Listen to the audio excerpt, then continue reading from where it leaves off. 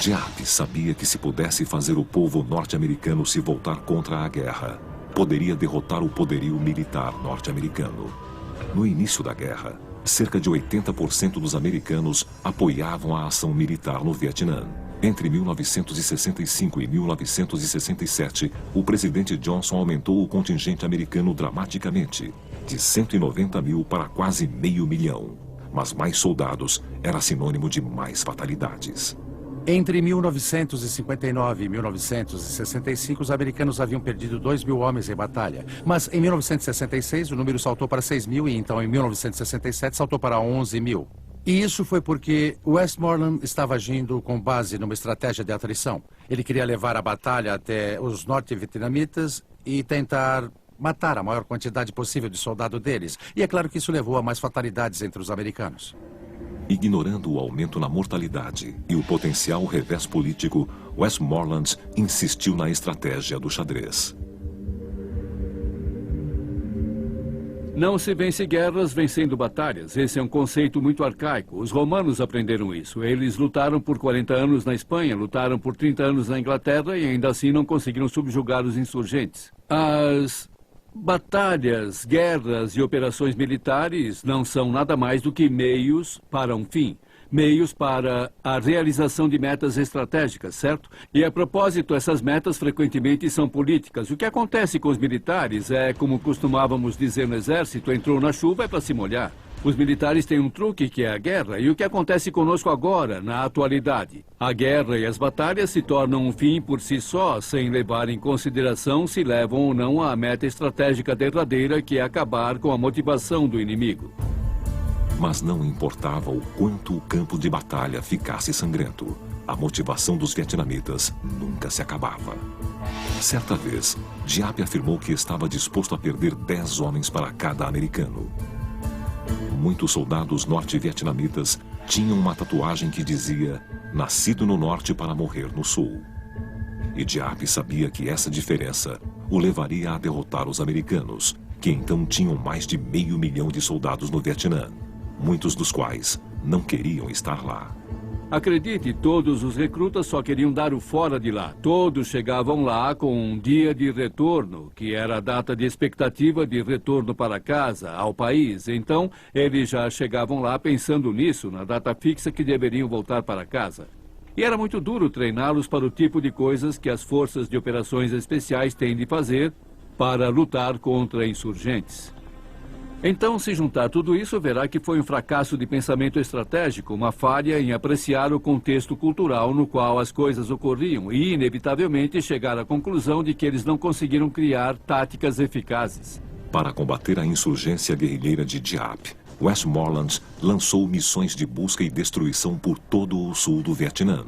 Ele acreditava que estava conseguindo eliminar os insurgentes vietcongues de Diap. Contudo, um relatório do Pentágono, divulgado após a guerra, mostra o quanto ele estava errado. O que descobriram em mais de 80% dos casos em que as tropas americanas lutaram contra as tropas vietcongues foi o fato de que era o inimigo que escolhia a hora e o lugar das emboscadas. Que realmente não estávamos buscando e destruindo nada. E que realmente, se o inimigo não queria lutar, ele só nos deixava tropeçando no mato. Mas quando ele queria lutar, escolhia a hora e o lugar. As táticas de guerrilha de Diap estavam funcionando, mas de repente, a sua estratégia, inspirada em Sun Tzu, foi contrariada por seus oficiais comandantes. Eles ordenaram que Diap planejasse uma ofensiva direta, em grande escala, contra as forças norte-americanas. Diap sabia que isso era suicídio, então ele alterou o plano. Voltando aos princípios de Sun Tzu, ele decidiu coordenar um ataque simultâneo em várias frentes, em centenas de locais diferentes pelo sul do Vietnã. A data do ataque, 31 de janeiro de 1968, o feriado do novo ano lunar vietnamita, chamado Tet. Diap tinha menos de 9 meses para planejar a sua ofensiva Tet, uma estratégia inspirada em Sun Tzu que seria um ponto de virada na guerra. Sun Tzu diz que os seus planos sejam impenetráveis como a noite, depois ataque como um raio. Durante a Guerra do Vietnã, o general norte-vietnamita Vo Nguyen Giap preparava sua ofensiva Tet em segredo absoluto. E assim como o mestre Sun Tzu, Giap depositou a sua fé em seus espiões. Sun Tzu dava muita importância aos espiões e, de fato, devotou todo um capítulo a diferentes tipos de espiões e como eles poderiam ser usados. Sun Tzu teria ficado impressionado com a rede de espiões do general Giap no Vietnã do Sul. Giap entendia que conhecer bem o inimigo valia 10 divisões, e então o que aconteceu foi que ele literalmente havia criado uma rede de espiões sem par. Cada barman, cada motorista de táxi, cada dançarina de boate, qualquer um que lidasse com americanos, era uma fonte de informação em potencial para os Vietcongues. O supervisor do ponto de táxi que ficava em frente ao quartel-general americano em Saigon supostamente era o chefe do serviço de informações Vietcong. A ideia era essa, simplesmente ouvindo o que os americanos estavam dizendo, que os soldados contavam às garotas, às prostitutas, aos traficantes de drogas, a compilação dessas informações permitia a eles prever o movimento das unidades americanas. E, como resultado, como o estudo posterior mostrou, nós não surpreendemos ninguém. Eles sabiam praticamente todo o tempo onde atacaríamos. Com informações minuto a minuto sobre o inimigo, Giap deu continuidade aos seus planos para a ofensiva Tet. O elemento surpresa era essencial, mas seria inútil se os seus homens não estivessem bem armados. O desafio seguinte de Giap era descobrir como trazer e esconder milhares de armas pelo Vietnã do Sul. A solução viria de Sun Tzu: engodo e segredo. Então, Giap foi para o subterrâneo. E descobrimos um enorme complexo de túneis que percorriam quilômetros e com 3 ou 4 níveis de profundidade. Havia hospitais de campo lá embaixo e depósitos de suprimentos. Era onde os Vietcongues e os norte-vietnamitas iam para descansar e se recuperar. E havia bebidas e garotas lá embaixo. E alguns túneis passavam diretamente sob acampamentos norte-americanos. O mais complexo desses túneis fica ao norte de Saigon, em Cu Chi. Estendendo-se desde a fronteira do Camboja, são mais de 120 quilômetros de passagens interligadas. Construídos pelos vietnamitas nas décadas de 40 e 50, os túneis foram originalmente escavados à mão na argila dura, usando ferramentas agrícolas. Na década seguinte, os túneis foram expandidos e fortificados com zigue-zagues e quedas repentinas para resistir aos ataques americanos. Os Vietcongs adicionaram entradas secretas, sistemas de ventilação camuflados e portas com explosivos.